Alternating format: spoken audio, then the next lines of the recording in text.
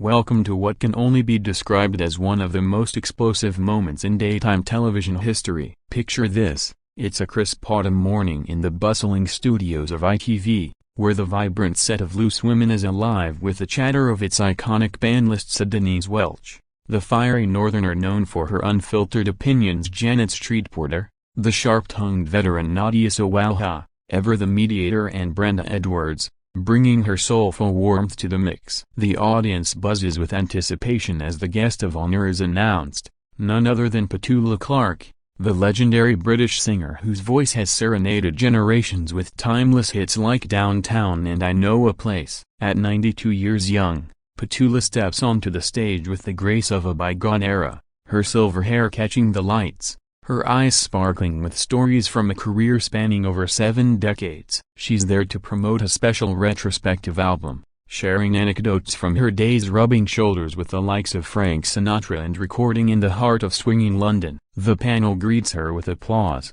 and for a moment, all seems harmonious. Denise, in particular, gushes about how Petula's music was the soundtrack to her rebellious youth, confessing to dancing wildly to Don't Sleep in the Subway at underground clubs in the 60s. Petula smiles modestly, her soft-spoken demeanor a stark contrast to the panel's boisterous energy. As the conversation flows, they delve into Petula's trailblazing role as one of the first British female artists to achieve international stardom, breaking barriers in a male-dominated industry. She recounts tales of recording sessions where producers dismissed her ideas, only for her persistence to turn those dismissals into chart-topping successes. The audience leans in, captivated by her wisdom and wit, but beneath this veneer of camaraderie, subtle undercurrents begin to stir. Denise, ever the provocateur, steers the chat toward modern feminism, drawing parallels between Petula's struggles in today's cancel culture. "You paved the way, love," Denise declares, her Geordie accent thickening with passion.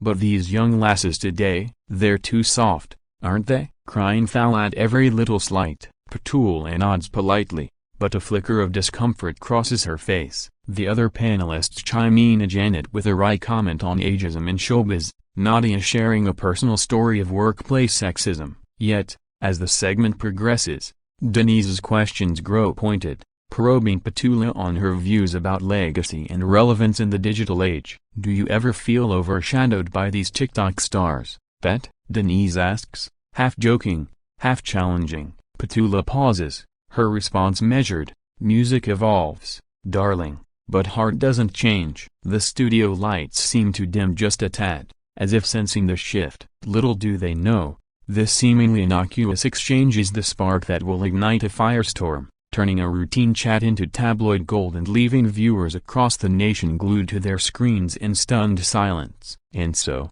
the stage is set for the clash that would echo through the annals of British telly, a collision of eras, egos, and unyielding convictions that no one saw coming.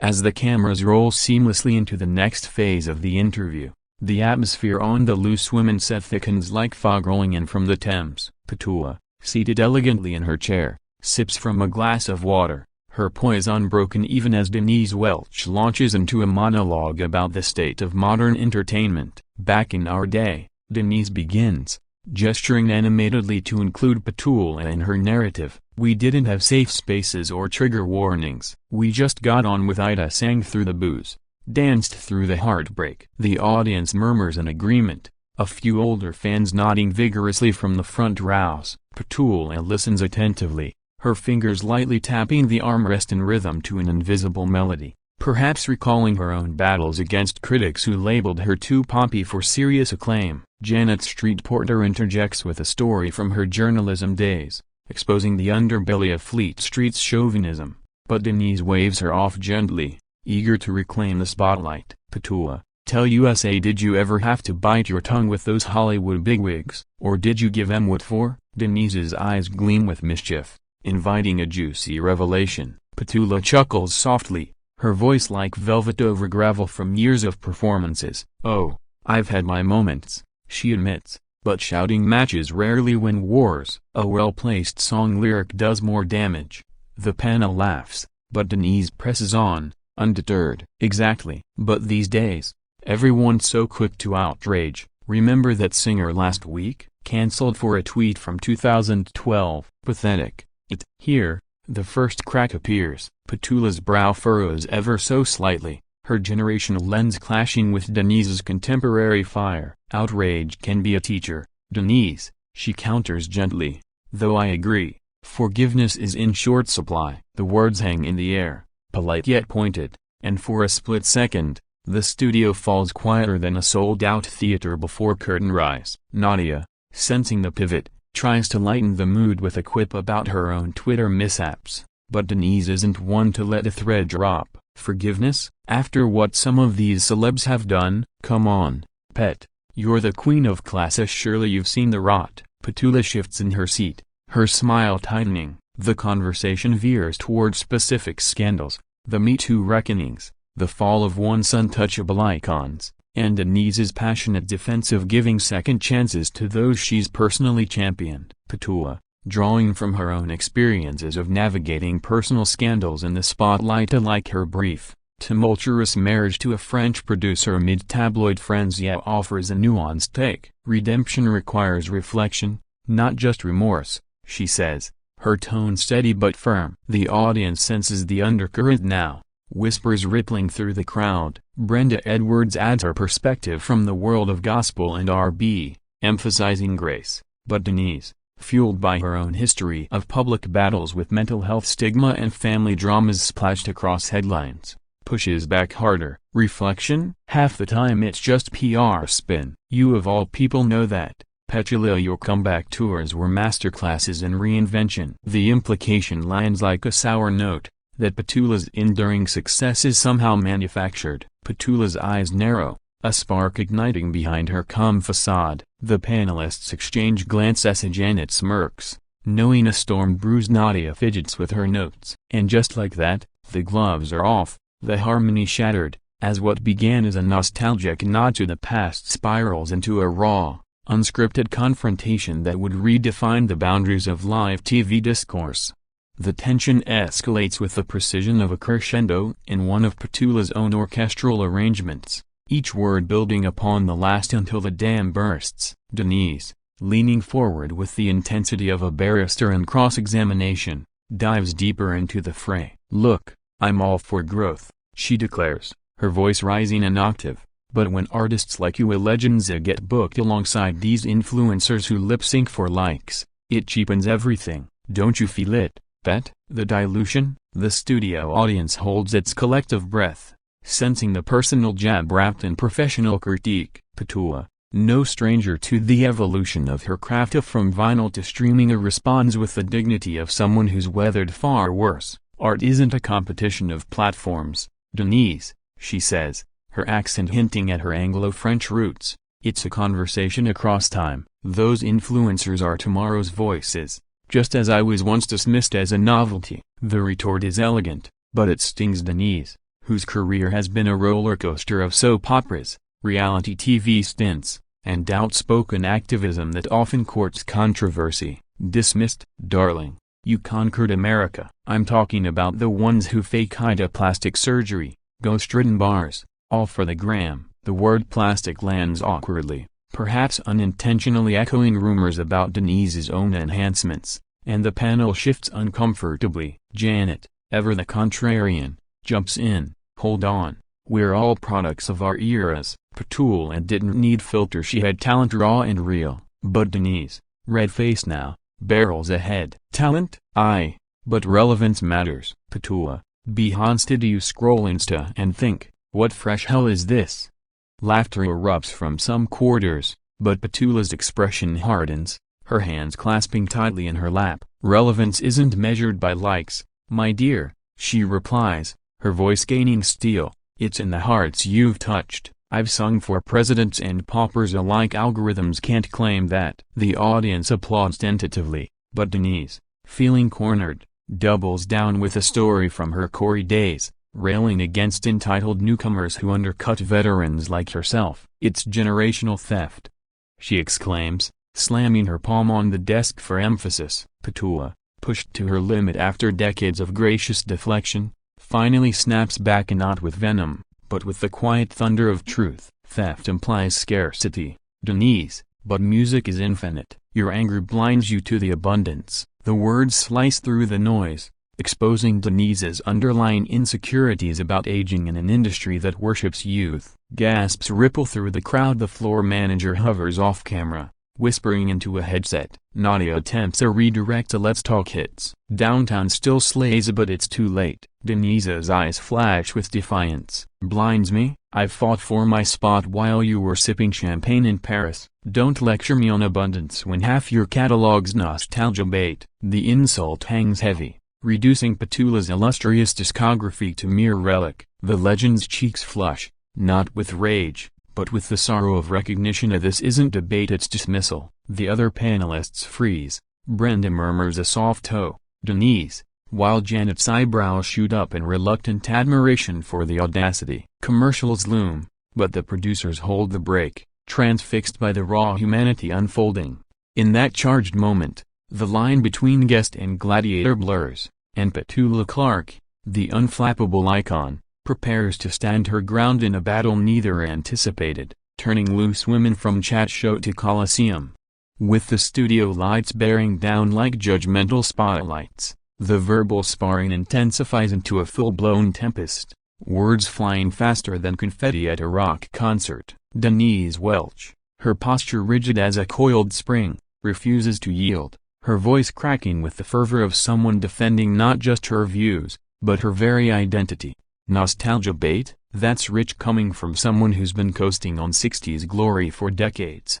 She retorts, the accusation laced with the bitterness of her own brushes with career lulls, post-Corey slumps, tabloid trials over her bipolar disclosures. The audience divides audibly now. Younger viewers cheer Denise's boldness, while the silver-haired contingent rallies behind Petula with scattered boos. Petula, drawing a deep breath as if inhaling the spirit of every stage she's commanded, from the Ed Sullivan Show to the Sydney Opera. How Uzi meets Denise's gaze unflinchingly. Coaching? I've reinvented myself a dozen times over, darling, at jazz, pop, Broadway, even film scores. What have you composed lately, besides headlines? The counterpunch is surgical, alluding to Denise's notoriety for explosive interviews and family feuds, like the public fallout with son Matty Healy's high-profile romances. Gasps echo. The panel erupts and Nadia covers her mouth in shock, Janet cackles outright, and Brenda fans herself dramatically. Denise recoils as if slapped,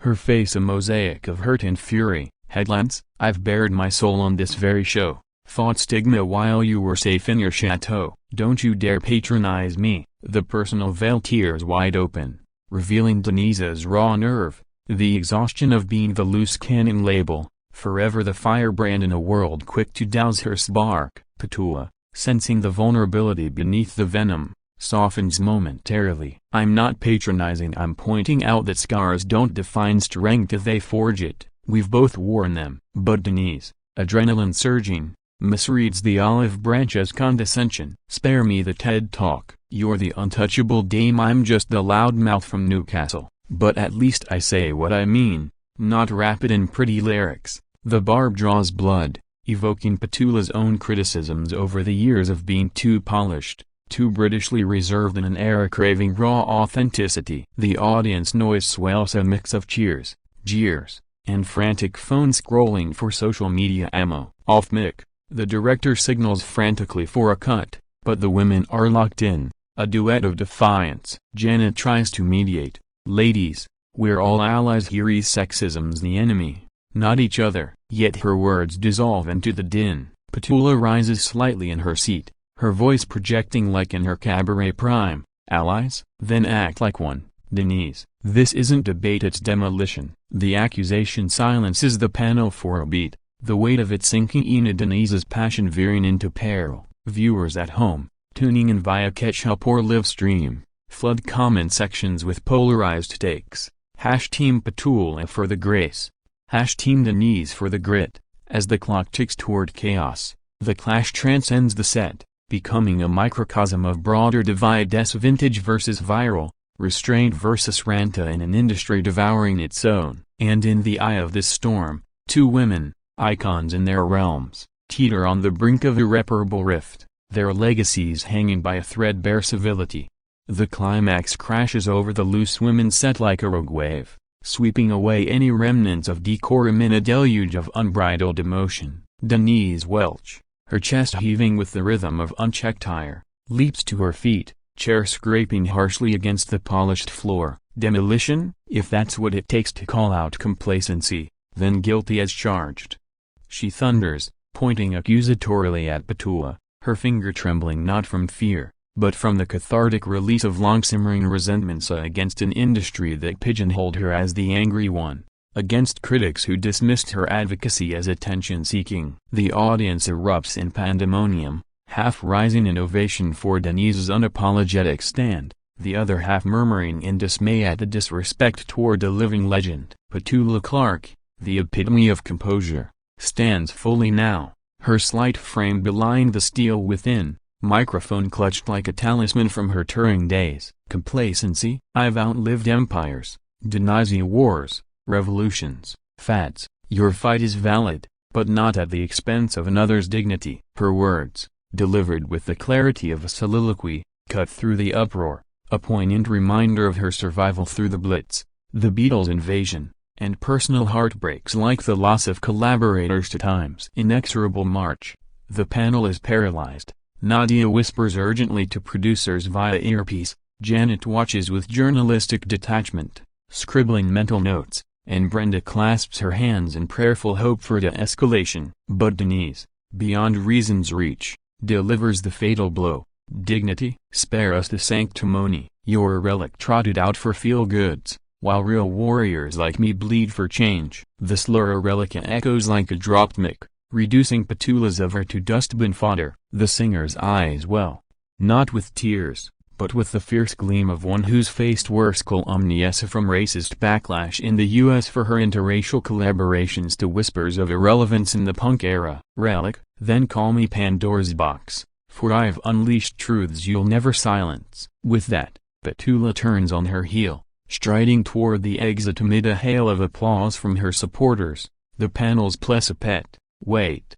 Fading behind her. Chaos reigns, stagehands scramble, the audience's roar drowns the theme music, and Denise slumps back, realization dawning amid the adrenaline crash. Producers, faces ashen in the control booth, make the agonizing cut to black, but not before the feed captures Petula's parting glance, a mix of sorrow and supremacy. Off air, the fallout begins, hugs attempted, apologies stammered, but the damage is etched in viral eternity. Viewers nationwide, from pensioners in Devon to millennials in Manchester, witness the unmaking of a milestone moment, phones alight with shares and screeds.